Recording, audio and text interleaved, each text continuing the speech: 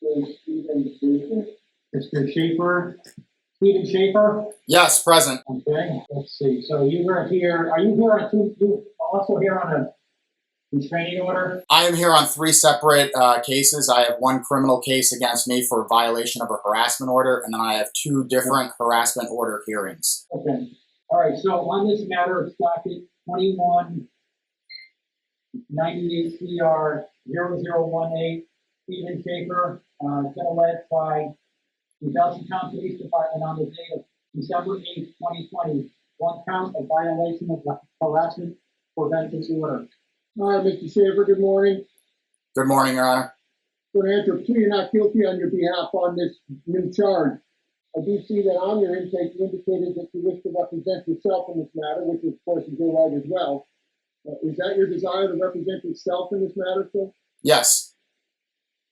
Just before I need to make sure you understand that the violation of a harassment prevention order, and again, not getting into any defenses you may have at this time, but the charge itself does carry with it the possibility of a jail sentence of up to 2.5 years in the House of Correction, as well as a fine of up to $5,000 or both. And obviously, that would mean that if you qualify for court-appointed attorney, we would certainly appoint for you if you wish. Is it your desire to represent yourself in this matter, sir? Yes, Your Honor. All right, so could you identify yourself, ma'am? Yes, my name is Monique Boudry. And sir, once again, could you identify yourself? My name is Stephen Schafer. Thank you, Mr. Schafer. I have before me a harassment prevention order. It was originally issued on December 4th. I see that there was a notification that Mr. Schafer had not been served with the order at that time, but there was an allegation that he was aware of the order in any event. What we're here for today are 2 matters. One is there is a defendant's motion to modify or terminate the abuse prevention order. The basis for the motion is that Mr. Schafer indicates he was not given a notice of the hearing. Let me ask you first, Ms. Boudry, are you looking to extend this order now? Yes, I am. And Mr. Schafer, are you contesting the extension of the order? Yes, I am. I do see that at the time that the order was issued, there was an affidavit filed by Ms. Boudry. Do you recall preparing that affidavit, ma'am? Yes, I do. And is the information contained in the affidavit true and accurate? It is, Your Honor. Mr. Schafer, have you had an opportunity to see and review that affidavit?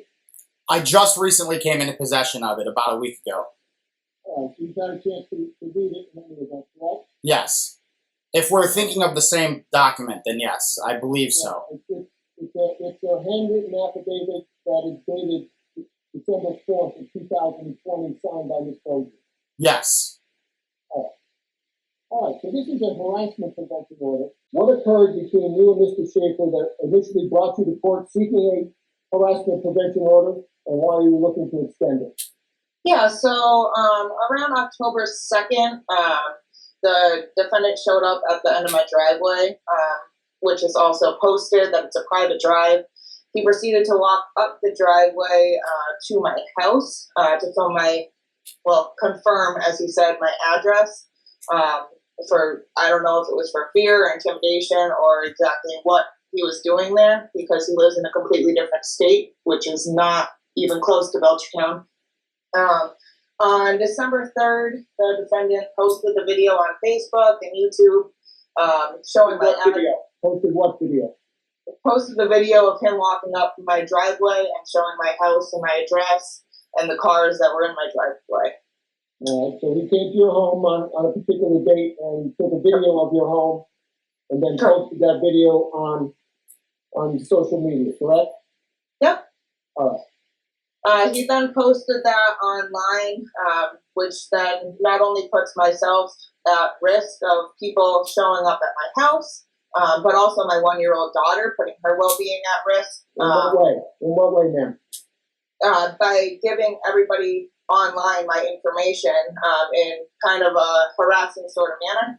He posted the exact address, he said the exact address, and was basically commented on that video saying, "Have you seen the new video? I've been to your house," which obviously was to initiate fear or whatever that might be.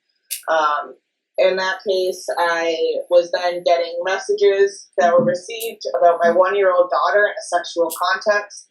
I was getting people that...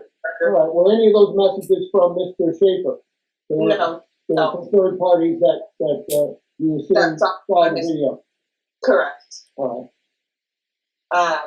I got messages saying that they hope my child dies, and they were obviously directly pertaining to the post that he was putting online. Yeah. And what do you believe the reasoning for, or if you know why Mr. Schafer conducted himself in this manner as you allege? Yes, sir. He's trying to go after my ex-husband, and I feel like somehow thinking that it would trigger my ex-husband, or not my ex-husband, we're still legally married, we're not together. He's trying to trigger him and thinking that going after me and my daughter is going to trigger him somehow, which it won't, but that's just kind of why he is he's coming after my daughter. All right. So, Mr. Schafer, you heard the testimony of Ms. Beaudry. I'll hear from you. Okay, I'm going to read what was prepared for me, so it's just, it might appear as though it's a little fake, but I'm just reading, okay? Well, prepared by whom? Did you prepare it yourself? Yes, I prepared it myself, 100% myself. And how long is the document that you're going to be reading? 1 page. All right. Well, go ahead, then. Hello, good morning, Your Honor. My name is Stephen Schafer, and I am the defendant in this harassment order hearing. I would like to start by saying that I was never served a harassment order, and it is because of this reason alone that I was not present at the first hearing. I first met Monique Beaudry on September 27th, 2020 at the Belchertown Commons during a political public rally. I have a link to this video, and then here's the link. You can see Monique first appear in this video at the timestamp of 35 minutes and 28 seconds. In this video, you clearly see Monique and her husband, Michael Beaudry, stripping me of my First Amendment right. They prevent me from using free speech by physically attacking me. Michael then goes on to rob me. I implore the courts to please review this video as evidence. I can submit it as evidence. On December 4th, 2020 at 3:10 p.m., Monique Beaudry of 687 Federal Street in Belchertown, Mass. Got a ride from Frederick Lowenthal in a green pickup truck to Eastern Hampshire District Court and applied for a harassment order. In this harassment order, she is legally required by the state of Massachusetts to list dates in which I, the defendant, committed 3 or more acts of willful and malicious conduct aimed at her with the intent to cause fear, intimidation, abuse, or damage to property, and that I, the defendant, did in fact cause fear, intimidation, abuse, or damage to property. If you allow me the time, I will now prove to you that nothing I said or did violated the First Amendment. In Monique's application, she lists that she saw me in a video at her house on the date of October 2nd, 2020. She states in this application that I was in front of her house with the intent to, and I quote, confirm her address. Here is a link to this video, and I have a link. In this video, at the time frame of 22 minutes and 54 seconds, I am standing at the end of the driveway that leads to the house at 687 Federal Street. I state, in quotes, I'm standing in front of 687 Federal Street in Belchertown, Mass. This is the home of Michael Beaudry. He is a very dangerous person. I was given this address as being a known possible address for Michael Beaudry. I did not state in this video that this is the address of Monique Beaudry. It was by proxy that Monique felt she was harassed. In this video, I never state that I am going to hurt anyone and or their property. In Monique's application, she also states that she received several mean and harassing messages via Facebook from other people. Monique is legally obligated to prove that I told these people to harass her. She has not proven this and cannot prove it because I did not tell anyone to harass her. Monique is being harassed by thousands of people online because of her behavior and what she did to me. Monique is maliciously using the state as a shield to hide behind so that she does not face consequences for her actions, and simultaneously is using the state as a means to keep me from telling people what she did to me. I would also like to state that although I have Monique's personal information, including her address and her private cell phone number, I have never seen her outside of a public political rally on public property. I have never called or texted her either. I have now proven that there are not 3 or more acts of willful and malicious conduct aimed at her with the intent to cause fear, intimidation, abuse, or damage to property. All right, thank you. So Ms. Beaudry, you've heard testimony from, and I'm going to treat that as testimony. It was prepared by Mr. Schafer. You've heard testimony from Mr. Schafer. Anything further you'd like to add now? Yes, sir. So, he was told at the end of my driveway by a person that lives near me that Michael Beaudry did not live at that house. It was shown in the video. He then proceeded to still walk up my driveway to confirm my address, but I'm trying to figure out what the reasoning for that was. Because what do you believe the reason why Mr. Beaudry was at your home now? I do believe that he was trying to figure out Mike's address, but he also showed up at Michael's parents' house to see if Michael lived there as well. He then came to my house knowing that it was just my address with my daughter, thinking that Michael then lived there. It doesn't really make much sense. He also stated that me and Fred came together during court for court to fill out affidavits, which was not even remotely true. I ended up leaving work to fill out this affidavit after I figured out all of these issues, and it just happened that Fred showed up at the same time, so they ended up. That's really not relevant to what we're doing here today. So I understand. I appreciate that as well. Yeah, I'm just not sure why he said that we came together in a certain vehicle. These are harassment prevention orders now. They're Chapter 258E.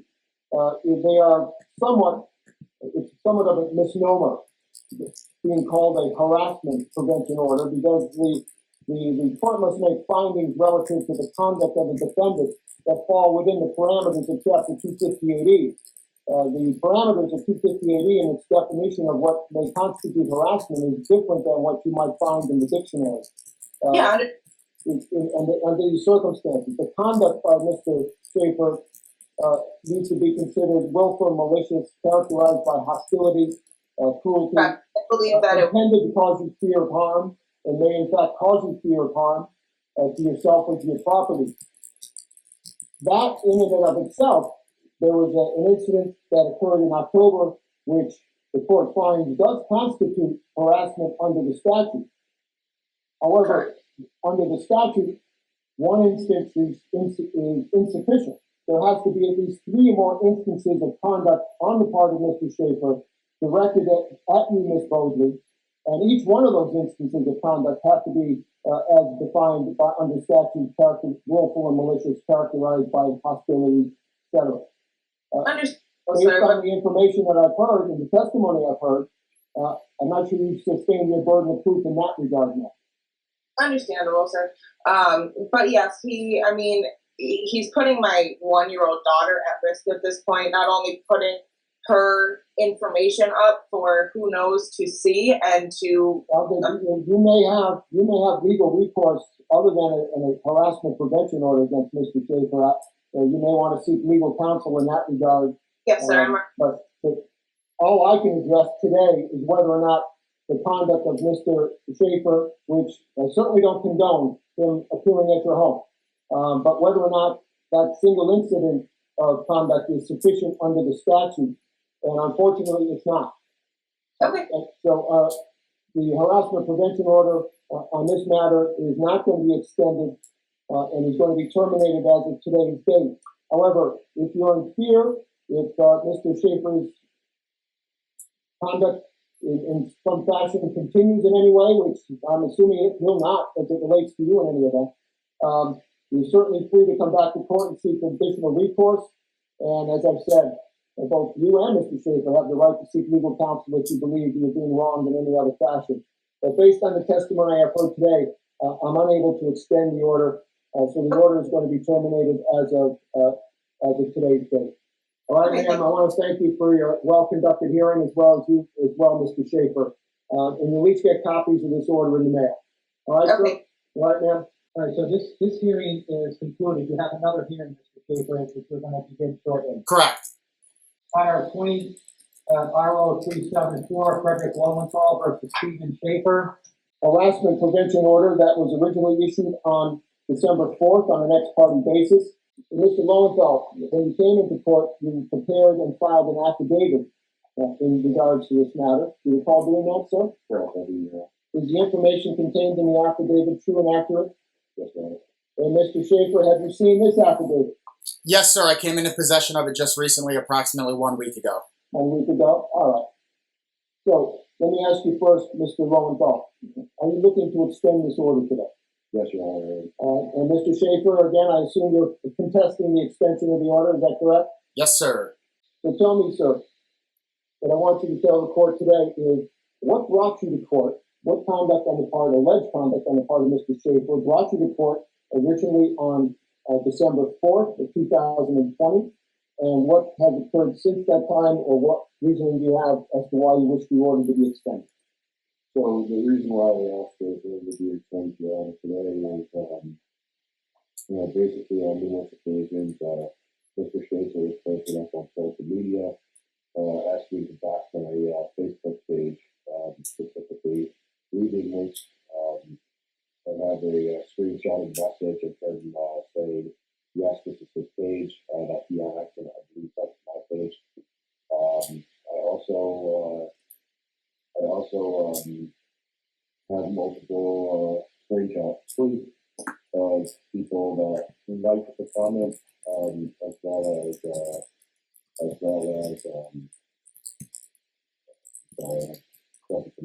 sometimes. Take your time. Pictures of people that left comments, people that speak up and like Mr. Schafer's status, specifically talking about doxing people. He left my company's Facebook page as well as a bunch of other people's personal Facebook pages. But that was one instance. And let's get some clarification. So Mr. Schafer made some posts on social media concerning you. Is that correct? yes, Your Honor. And the nature of those posts again were? So the natures of the posts were what's the correct wording for this? Passive aggressive, malicious intent. Well, describe the post. Were there any videos involved in it, or was it just a post? I believe that this was just a post, Your Honor, and some of his past video, or some of his past posts that were videos. It's nothing, none of the videos really contain me per se. However, a lot of the time when I was at these political rallies, specifically for back in the day, Mr. Schafer would show up in country press holding offensive signs, promoting Sharia law,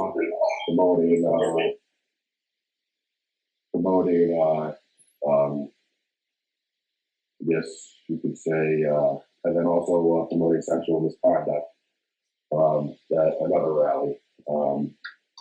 At one instance, he was following me, while following me, he pointed at a young female, requested that she join the Muslim Brotherhood while holding a Sharia law sign. And then later that day, he got a suction cup and stuck a phallic object to his forehead while walking around following me. There's actually. And how did that relate to you? What do you? On multiple occasions, I asked him to leave me alone. He would not leave me alone. And where do these instances of alleged conduct occur? Belchertown County, Your Honor, and then as well as which I believe I dialed 911 because Mr. Schafer showed up and was to cause issues. There's a police report for that. I actually have a copy of the police report in my car. I can drop it off if the, I'm asking you what had occurred that brought you to court seeking this order originally. So what happened was, Mr. Schafer was showing up at people's houses, showing up, violating people's, Not people, these orders are the very reason why I specific to did you. that was because I didn't want him showing up at my house. I didn't want him stalking my family. I didn't want him. And why do you believe that he might be doing it? Because in the past, he's been doing that to multiple people, Your Honor. And why do you believe he might do that to you?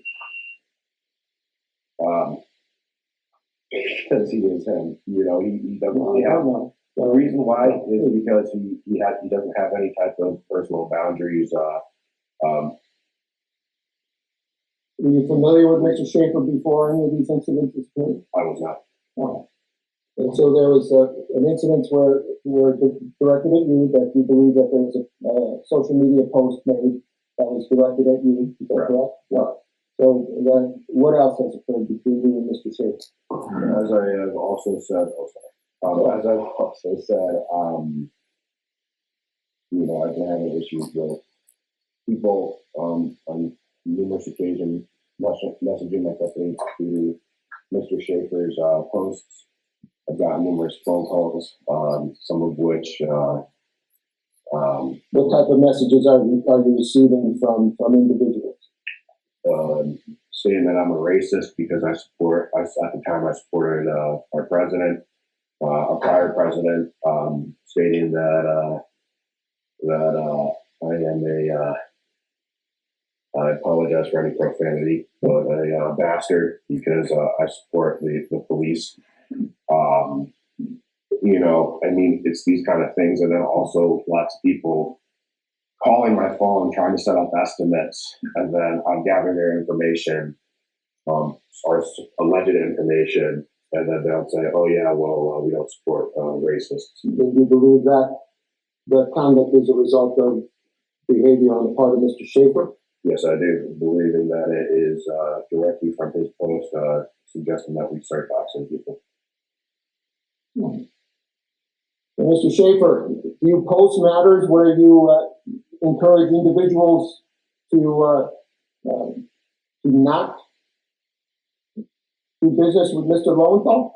No, I do not. I have an entire defense prepared regarding everything from that day. Would you like me to start that now, or just address your primary question there? Well, I'm just not sure why it is that you're posting matters relating to Mr. Lowenthal in any event. For what reason are you posting anything as it relates to Mr. Lowenthal or his business?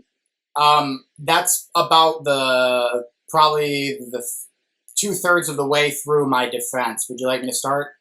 Well, go ahead then. Okay, it's just, I'm going to read it again, so.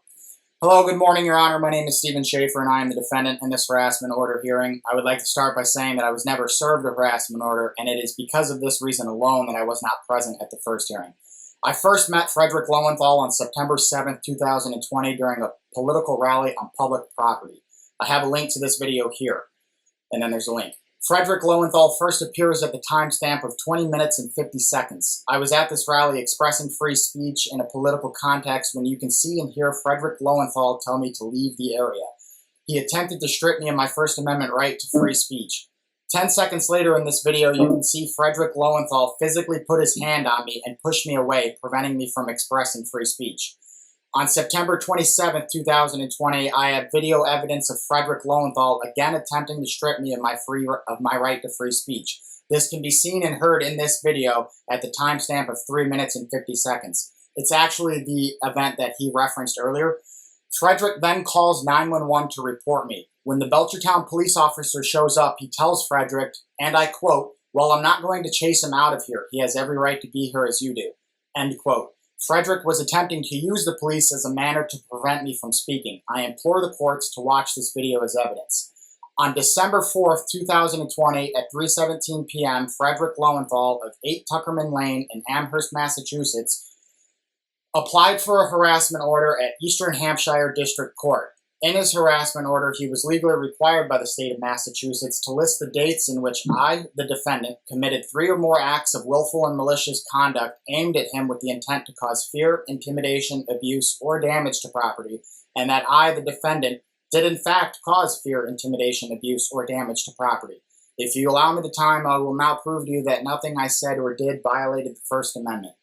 In Frederick's application, he lists, and I apologize in advance as I'm having a difficult time understanding Frederick's writing, on numerous times came to Trump rallies and stalked me, as well as after me telling him to leave me alone, would not leave, also is now encouraging people to slander my business online, end quote. He goes on to state that he received several mean messages on Facebook and via text message to his personal cell phone number. Frederick Lowenthal is legally obligated to prove that I called these people to harass him on my behalf. He has not proven this. He cannot prove this because I did not do this. He goes on to state, and I quote, I hereby order the defendant to pay $5,000 per occurrence as restitution fees. I would like the courts to know that I did not give out Frederick Lowenthal's personal cell phone number, as he lists it publicly on Facebook, and it is also on the side of his truck. I would like to state that although I have Frederick's personal information, including his address and private cell phone number, I have never seen him outside of a public political rally on public property. I have never called him or texted him either. I have now proven that there are not 3 or more acts of willful and malicious conduct aimed at him with the intent to cause fear, intimidation, abuse, or damage to property. And then I just typed up another paragraph right now in reference to what he said. All of Frederick Lowenthal's Facebook pages are public. It is not possible for me to dox something that is already public information. I never posted any of Frederick Lowenthal's private information regarding his address or phone number. Frederick Lowenthal publicly lists his phone number on his Facebook page. Frederick also has his private cell phone number listed on the side of his truck. That's it. And let me ask you something, Mr. Schafer. Have you made posts encouraging individuals not to do business with Mr. Lowenthal? No. What are the nature of the posts you put on that relate to Mr. Lowenthal? I think, if I remember correctly, it was primarily people were wondering who is this person at this timestamp.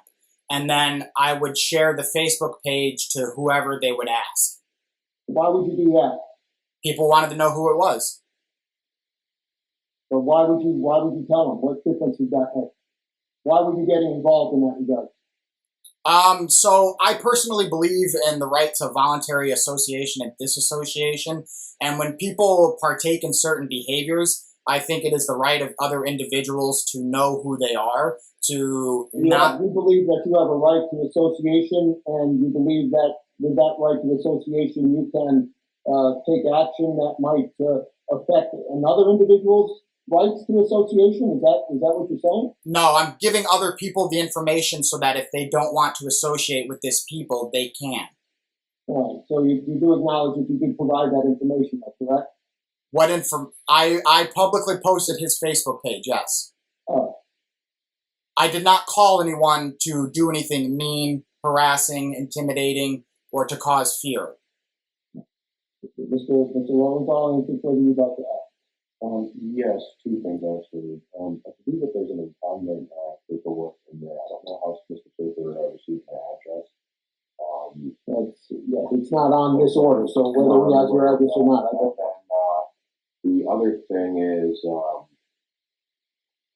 the stuff that he did. So he did not make any types of phone calls. However, though, if you guys look at his comment threads on his Facebook. Well, I'm not going to look at big comment threads on his Facebook.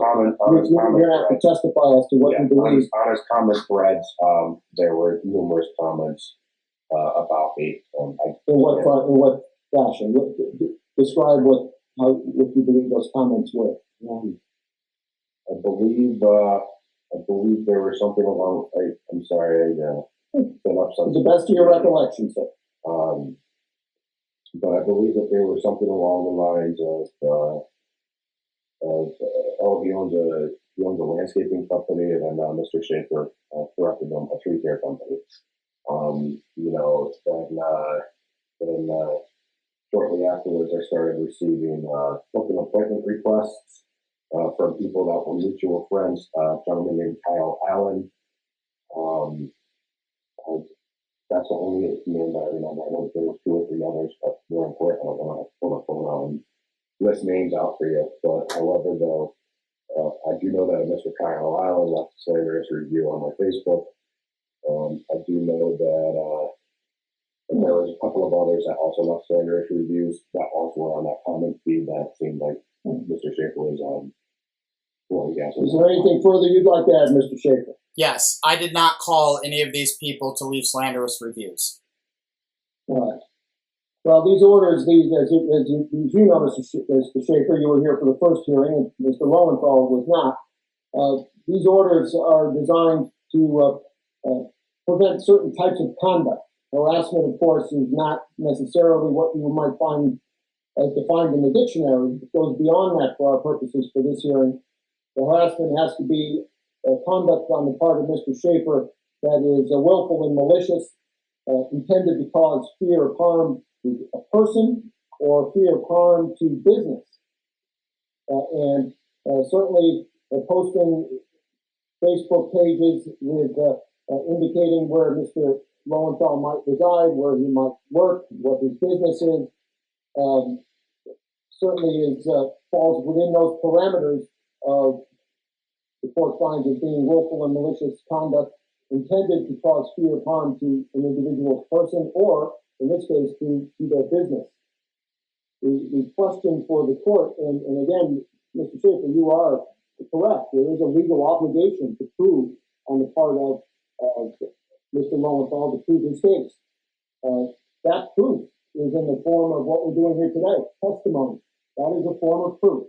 The question is whether the court finds the testimony credible. Sometimes testimony is supported by additional evidence, sometimes it's not. But the testimony itself is evidence in these hearings. And I do find that based upon the testimony that Mr. Lowenthal has proven that there have been at least 3 or more instances of conduct on the part of Mr. Schafer which rise to the level of harassment as defined under Chapter 258E. And on that basis, I am going to extend the order. I'm going to extend the order for a period of 6 months.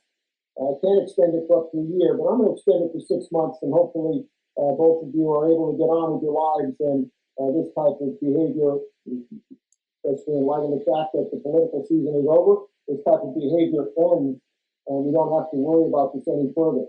There is a request in this order for restitution on the part of Mr.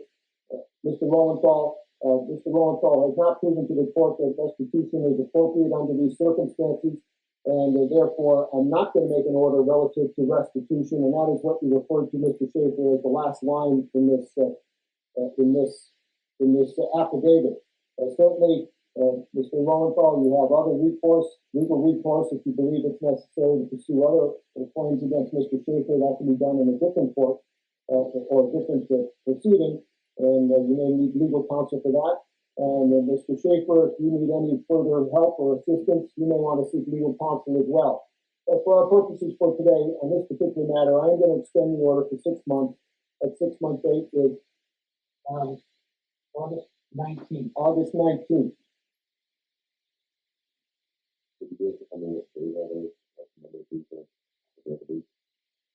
August 19th is this Thursday.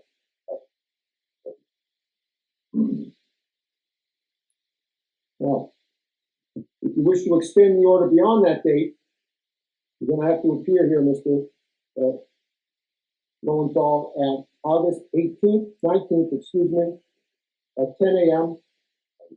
Mr. Schafer, if you wish to contest the extension of the order, you will also need to appear at that time.